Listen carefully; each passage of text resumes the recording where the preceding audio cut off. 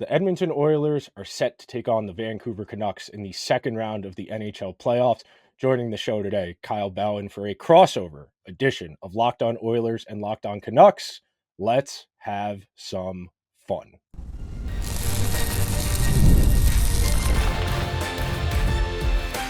You are Locked On Oilers, your daily podcast on the Edmonton Oilers, part of the Locked On Podcast Network, your team every day. Hello, everyone, and welcome to this very special crossover edition of Locked On Oilers and Locked On Canucks. I am Nick Zararis, host of Locked On Oilers. That is Kyle Bhawan, host of Locked On Canucks. How are we doing, Kyle? I'm doing great, man. I got a lot of questions for you. I didn't know I was going to be in the same room as an Oilers fan prior to probably one of the biggest series I've kind of worn myself into, because we've never played the Oilers. Like, this is feeling different. This is feeling big. It's also feeling like it's the start of something new, because I feel as if even though the Canucks and Oilers are rivals, without a playoff series, we're not really rivals. You know what I'm saying? Definitely. And we're going to get to that in just a second. But today's episode is brought to you by our friends over at Game Time. Download the Game Time app, create an account, and use code LOCKEDONNHL for $20 off your first purchase. Terms apply. So today's crossover episode, very, very straightforward. If you're familiar with what we did in the first round here, same exact format. We're going to go segment by segment, biggest storylines, which might not necessarily be the on ice. It might be a little bit more about the talking points about the teams going into this series, the expectations, the narratives. We'll hone in on some key players in the second segment. And then our third segment, we'll do some key stats, some X factor players, and we'll give you our series predictions. So Kyle, tell me about the Canucks going into this series. What is the biggest storyline that Oiler fans should be aware of about the Canucks? I think the biggest storyline has to be Artur Shilovs. I know we have to talk about the key players to watch in a couple of minutes, but we just got word that Thatcher Demko won't be available most likely until Game 5. And if that's the case, they're pushing it. So it's most likely a Game 6, Game 7 thing. So here we are playing the best player since Wayne Gretzky with a third-string goaltender who's not playing like a third-string goaltender, but man, oh man, the depth in this organization between the pipes is on full display right now. I feel as if the Canucks are about to pay their goaltending coach $5 million a year for real. It's just the truth, because how can that not be the biggest storyline? I feel as if Canucks fans are kind of warming up to the fact that, Shilovs is really good. He's going to be that guy. He's Aiden Hill-like. He's Cam Ward-like. He's Jaro Halak-like. He's Ken Dryden-like. But man, this is the true test, because it's one thing to do it against Nashville, and now we got to do it against, again, McDavid, Draisaitl, and a team that's been on a mission since like the middle of November. It's interesting to say the least, truly fascinating, and I cannot wait for it. So one question I have for you based off of that, the series in the first round against Nashville, maybe a little bit closer than some people expected. Nashville put up a really good fight. Mm-hmm. How would you characterize Vancouver's performance in that first round series? Would you say they played about what they were in the regular season, a little bit better, a little bit worse? How would you characterize their play in that first round? I would say a little bit worse. Okay. And I know that's saying a lot. I should be extremely happy. We claim to be the home of the West Coast bias here on Locked On Canucks. But man, oh man, if you break down our 4 wins, again, I'll use the word interesting. If the Canucks go all the way to win the Stanley Cup, how could you not look at that first round and just emphasize the word luck, okay? They win Game 1 when they score 2 goals in 12 seconds, okay? They win Game 3 after taking 12 shots on net in that game. That's something else. They win Game 4, making a miraculous comeback in 5 minutes. Brock Besser scores with 6 goals left in a game they got dominated in. And then they win Game 6. Yes, they got really good goaltending. They probably played their second best game of the series, but man, oh man, they scored the game-winning goal with 90 seconds left in that game. You know what I'm saying? So It's not, in my opinion, the best version of the Vancouver Canucks, but some of the overwhelming things they did positively was shutting down Michael McCarron and the Nashville Predators. You know what I'm saying? It's like, it's a lot to take in, because it's been a long time for Canucks fans to, for them to witness something like this and to have feelings towards meaningful games again. And on Friday, it feels like, we're winning the cup and it's great things. And this is what life's all about. But we have to keep in mind that ironically, it's a whole different Predator that we're playing in round 2, like a completely different Predator. And I'm curious to see how much this team improves, because if they play the same way they did against Nashville, they're going to need Archer Shilovs to post 4 shutouts to win this series. One last question for you before I throw it over to the Oilers' perspective. So you feel that the Canucks have room for improvement. They're still kind of in the early stages of feeling out this group as far as a roster. You know, they haven't been to the playoffs in a number of years. They really they had the benefit of bringing in Rick Tocchet midway through the season last year to use the back half of last season as kind of a ramp up. So in your opinion, you feel like the Canucks are kind of, I don't want to say at the entry level stages of their contender window, but they're clearly building in that direction? Yeah, I think this is, Rick Tocchet likes to say this all the time. You know, these are all learning lessons. And obviously, for a first time playoff team like this core is on right now, like this journey, it's all a bonus from this point on. I mean, this team did trade around 8 to 9 draft picks in the last 12 months, maybe more. You know, getting a bunch of guys, trading off some bad contracts, and all that jazz. And if that's the case, I think any team who trades that amount of draft capital should have an expectation of at least winning one playoff round. And they did that. And there's a lot of sentiment around this team that was good enough. You know, mission accomplished. We're on the right path. That being said, the fact that the Canucks won a playoff round with a lot of their players not playing at their best, you're talking about Elias Pettersson, 3 points in 6 games. We'll get to him more later in the show.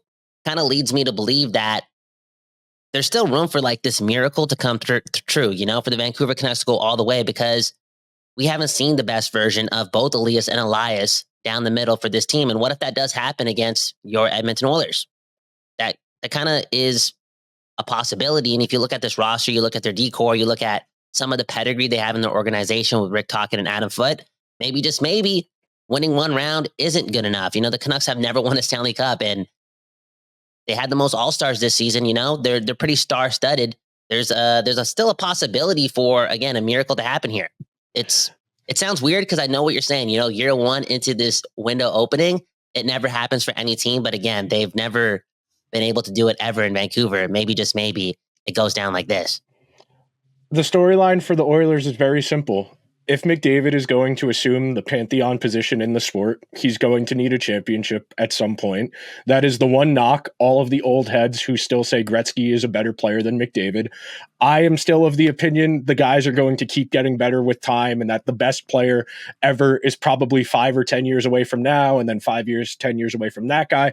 And it'll keep changing as the average player gets better. But you look at the legacy: 5 Art Rosses, 3 Harts, 1 Rocket Richard. That's already a first ballot Hall of Fame resume just based on 9 NHL seasons. The Oilers have only been to a conference final once in the 9 years he's been on the team. They've only won they've won 4 playoff series in the 6 times they've made the postseason.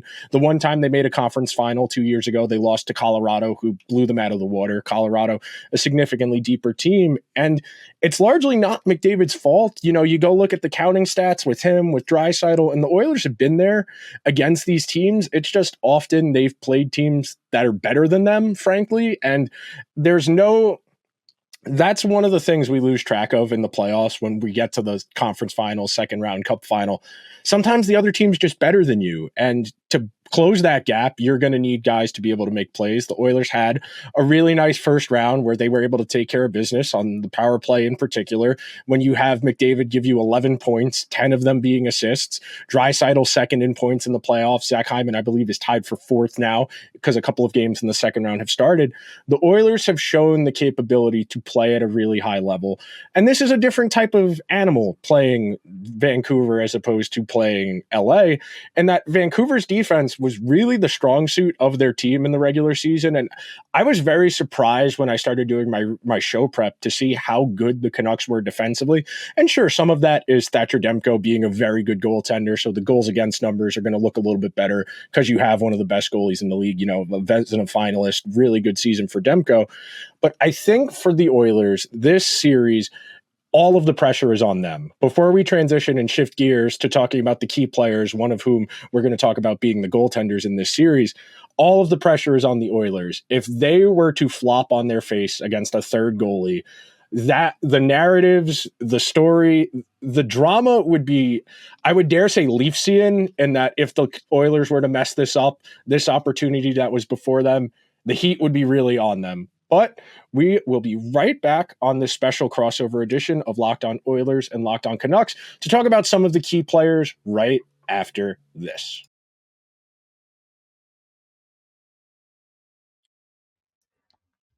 Buying tickets to events can be quite frustrating. It can be expensive, it can be time consuming. That's why you should check in over with our friends at Game Time.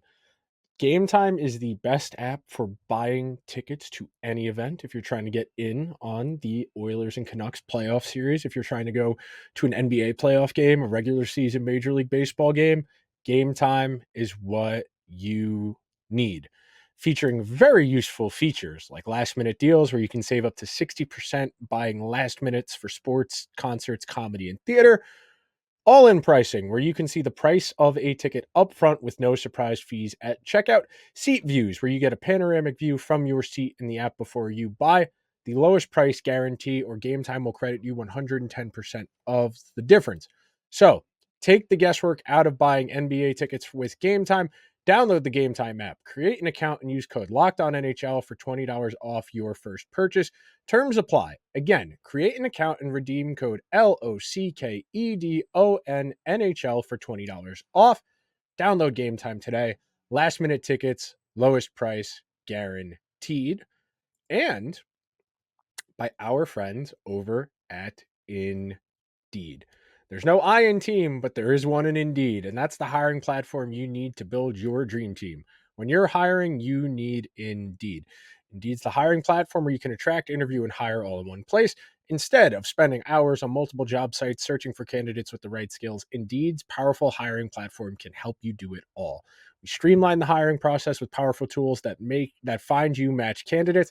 With Instant Match, over 80% of employers get quality candidates whose resume on Indeed matches their job description the moment they sponsor a job, according to Indeed data from the United States. Start hiring now with the $75 sponsored job credit to upgrade your job post at Indeed.com/lockedon. Offer is good for a limited time. Claim your $75 credit now at Indeed.com/lockedon. Indeed.com/lockedon. Terms and conditions apply. Need to hire? You need Indeed. I want to thank everybody who's hanging out here on this very special crossover edition of Locked On Oilers and Locked On Canucks. So I'm going to do us a solid. I'm not going to talk about McDavid and Draisaitl and Zach Hyman when it's my turn to talk. So I'm going to throw it over to you, Kyle. Who should Oilers fans be aware of in this series on the Canucks side of things? 6 games, the Oilers fans can do themselves a bit of justice and have some fun by searching up how many points Elias Pettersson has in his last 44 games. Okay, I don't have to do the talking. He's been boring, straight up. I'll talk about somebody else though, and that's Conor Garland. I think the hockey world, is going to be put on notice. This dude is, in my opinion, an incredible player. Didn't have a lot of offense in round 1, but there's just this level of tenacity that is going to annoy you and annoy you again and annoy you again. And this is, again, one of the biggest moments for the Vancouver Canucks in recent history. Again, playing the Oilers in round 2. I think Conor Garland, coming from Arizona, playing a lot of years in Vancouver, he just got a taste of that playoff noise in Rogers Arena. Well, it's gonna go up a notch, and it's gonna go up a notch again when it goes back to Rogers Place. And I think he's a guy who really ended the season off as one of our best forwards, is going to pick up the pace against your Oilers. That's starting tomorrow. I think, again, he's going to be the most annoying player in the series. Conor Garland is somebody whose game I've long found fascinating. I know he was a candidate for, you had mentioned in the first segment that the Canucks moved some contracts around to try and get creative to retool their roster. And I know his name was thrown around a lot over the last couple of years.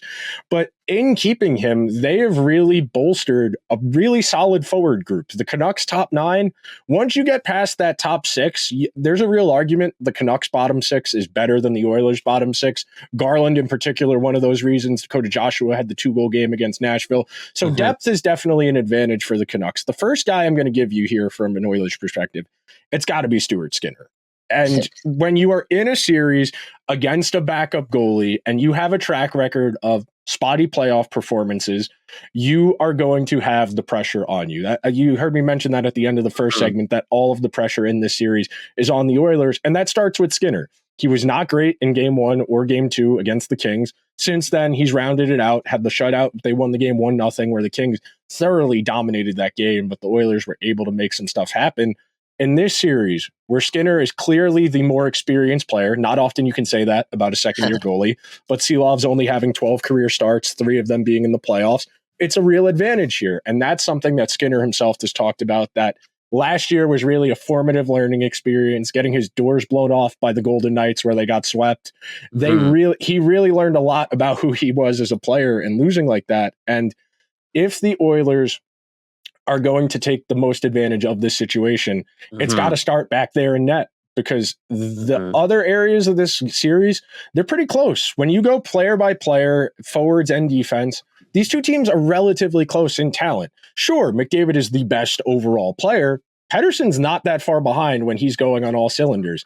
JT Miller can do 80% of what Leon Draisaitl does. Quinn Hughes is better than Evan Bouchard, at least this year. There, when we're talking about the star power, it's relatively close. Who else should we talk about on the Canucks, Kyle?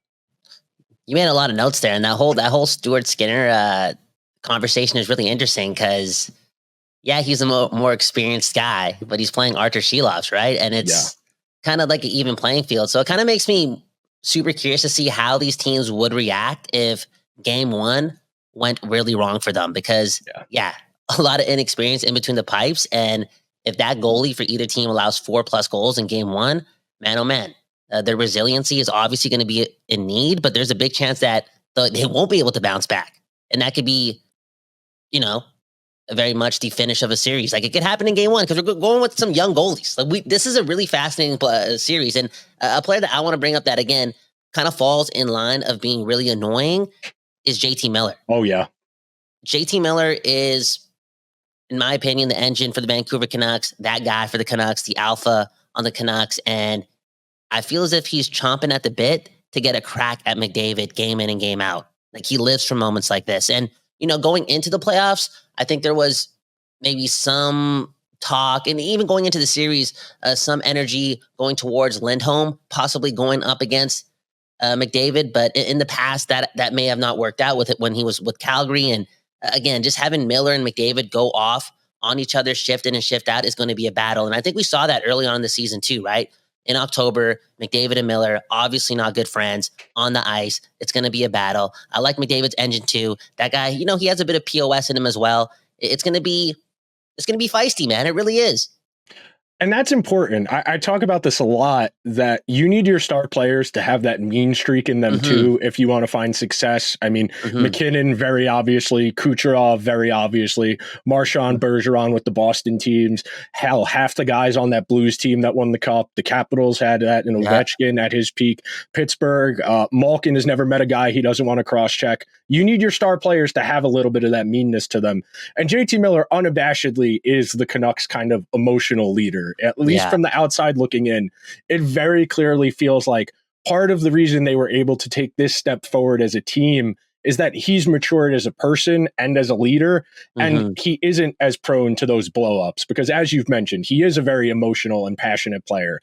I can definitely think of a time or two where I've stayed up late to watch the Canucks on the East Coast and seeing them chasing a goal late, and they let the empty net goal go in, and he slams his stick over the crossbar to break it. They didn't have that as much this year because they were a better team. One last person I want to give you from an Oilers perspective before we switch gears and we talk about some of the keys to this series. And this is going to sound weird to give you two guys, but it's going to need to be one of Evander Kane or Ryan Nugent-Hopkins. The Oilers are going to need one of those guys to give you a little bit of secondary scoring. In the first round, Kane had 2 goals, Nuge only had 1. The bulk of the scoring in that first round was on the power play. The goal split was 10 even strength, 9 special teams goals. 9-0 on the power play is not going to happen in the second round, barring something absolutely ridiculous from a Canucks perspective. So they're going to need a little bit more secondary scoring. That's kind of been the knock against the Oilers and the way they've been constructed over the last handful of years, that once you get past McDavid, Draisaitl, it becomes a little bit harder to score. Kane was decent in the first round against the Kings.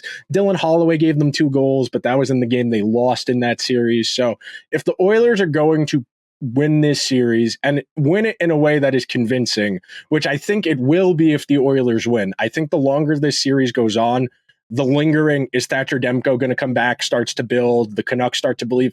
we only got to win one more game, and then Demko is back in here. And if we're playing in front of Demko, we can definitely beat these guys. So I think if the Oilers are going to win this series, it's going to be in 5 or 6 games, and it's going to be because someone like Nugent-Hopkins or somebody like Evander Kane, or maybe it is Dylan Holloway, or maybe Corey Perry has one last moment. It's got to be someone lower in the lineup that isn't McDavid or Draisaitl.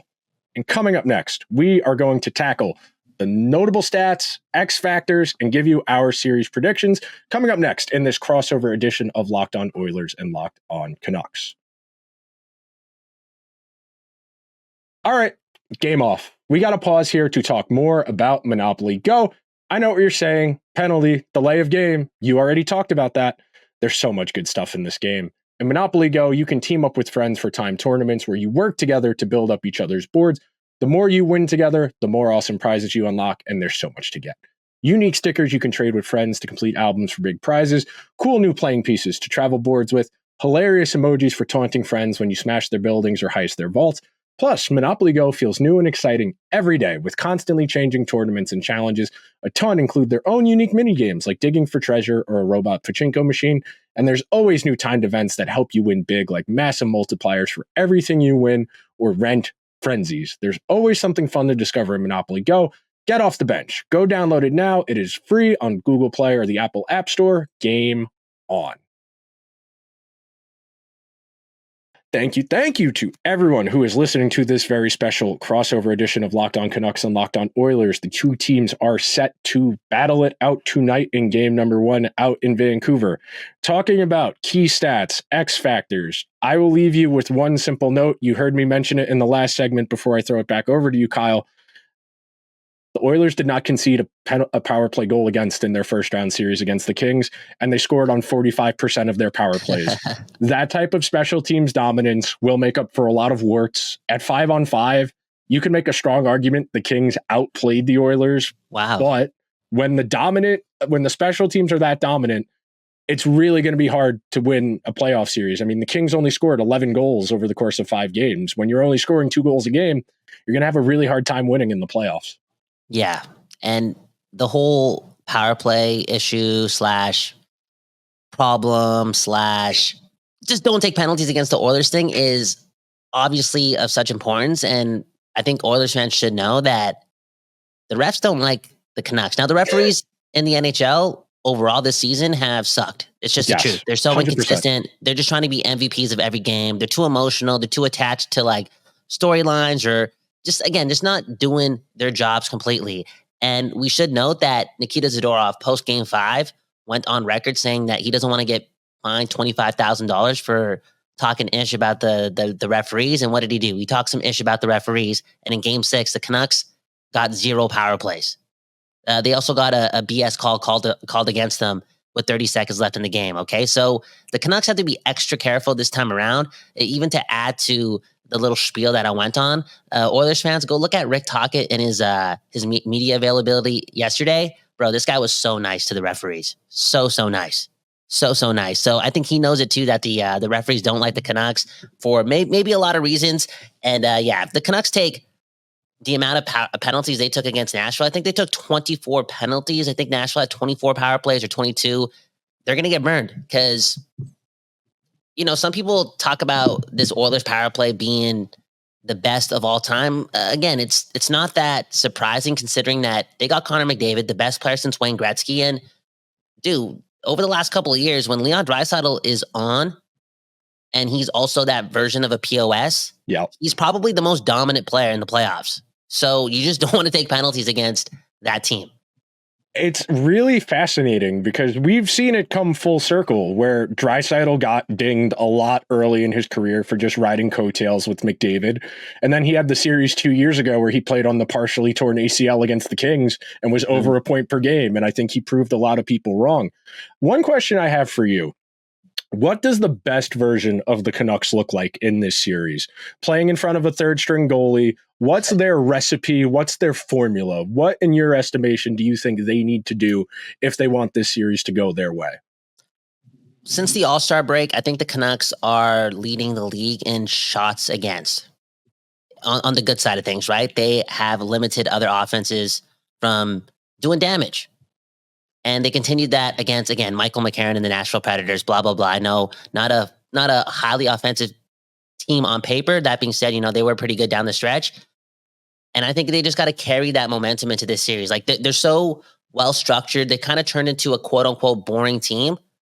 And I think they got to, again, just do that. Now, on that note, what takes them over the top is a version of the Vancouver Canucks fans haven't seen yet. And that's a team where JT Miller, Elias Pettersson, and Elias Lindholm are all playing at the top of their games. Right now, only one of those guys is doing that. Lindholm did play better in Nashville compared to what he did in the regular season. Pettersson did play good in game 6 of that Nashville series. But man, oh man, I definitely want to see what this team can look like, not only against the Oilers, but the rest of the league, if those 3 guys can get their games going. I mean, what other teams have that? Miller, Pettersson, Lindholm. I guess, you can go to the Oilers if they ever move Ryan Nugent-Hopkins to center. You got Nuge, Draisaitl, McDavid.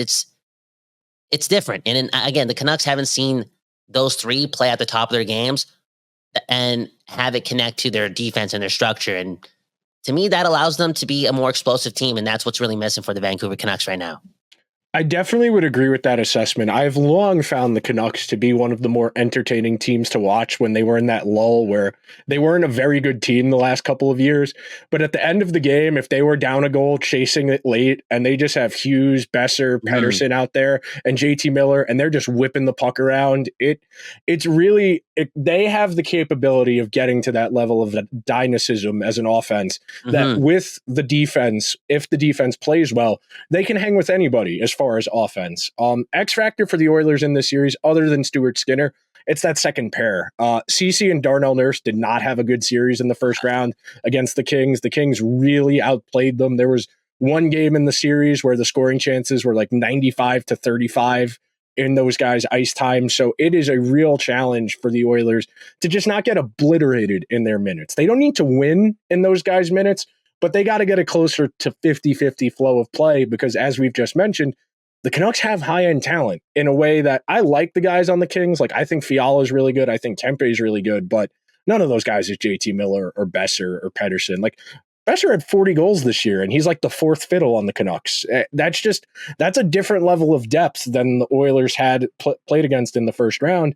And then I have one last question for you before we do our series predictions. How does this series go wrong for the Canucks? What is the bad version of the Canucks in this series? Let's point out a specific thing like this. I don't want to assume the worst, but let's just say this happens. And again, it has nothing to do with Pettersson. Everyone knows my whole ordeal with Pettersson. And it's not really an ordeal. He just got to be better. And I hope that he does get better in this series. That being said, if this series was to go really bad and it wasn't a Pettersson thing or a Sheelost thing, it's a Quinn Hughes thing. Now, Quinn Hughes, again, one of the best Canuck players of all time, had such a dominant year on both ends of the rink. He's been really good as a two-way defenseman in the last 2 seasons. That being said, this dude is bruised up post-Nashville series. They were going at him. He was getting hit a lot. In the regular season, this guy was elusive, instinctual, especially behind his own net, was dodging all these checks. And right now, he's not doing that. Maybe because he's a little hurt. And if that's the case, and you put that on top of Pettersson not being at the top of his game, things can go wrong for the Vancouver Canucks. So I guess to sum it up, they need their best players to be their best players because they got a third-string goaltender in net. And you could get by with some of that type of performance against Nashville, but you're not doing that against the Oilers. All right, Kyle, moment of truth. Series prediction, who wins, how many games, and the most important player. I think the Canucks are going to win in 6 games. I think we're going to put an end to the Oilers, man. You kept bringing up that storyline, right? Like, what happens if the Oilers lose? Like, could be Toronto Leaf-like. Like, as a Canucks fan and someone that, again, breeds the West Coast bias, I want to be a part of that. I want to be a part of that storyline. I'm curious to see what will happen. And again, I think the Canucks will do it in 6 at Rogers Place in Edmonton. I think the most important player, it's got to be Elias Pettersson. It's got to be him. It's his time. Big contract. You're playing against the best peers in the league. You want to be one of those guys. You're getting paid like one of those guys. It's time to step up. It is a hater summer. If you've been keeping up with the rap beef going on, it's it's a hater summer. So I definitely can understand where you're coming from. I think the Canucks will make this series closer than people expect. because they don't have the expectations, kind of similar. I was talking to somebody about this the other day with the Bruins and their series against the Panthers, where all of the pressure in that series is on Florida because they have such high expectations. I think the Oilers are going to win this series. I think they're going to win this series in 7 games. I think if the Oilers win this series, their best player, their most important player, I won't say McDavid. I think it has to be Evan Bouchard because the Oilers need to win the minutes when he's on the ice. He is far and away their best defenseman. If he is not effective, the Oilers are going to have serious issues because the Canucks high-end guys, they're really good. The Canucks high-end guys scare me just as much as Colorado's, just as much as Dallas's. If we're talking in a vacuum, Pettersson and Besser and JT Miller, they're right there with McKinnon, Rantanen, and with Jason Robertson and Rope Hintz. Really good players. This should be an awesome series. Thank you so much, Kyle, for stopping by. Hope everybody learned a little something from today's very special crossover edition. Make sure you are subscribed wherever you get your podcast to both Locked On Oilers, Locked On Canucks. Throw them some subscriptions. Throw them some reviews. Please help your fellow creators out. I will talk to you guys real soon.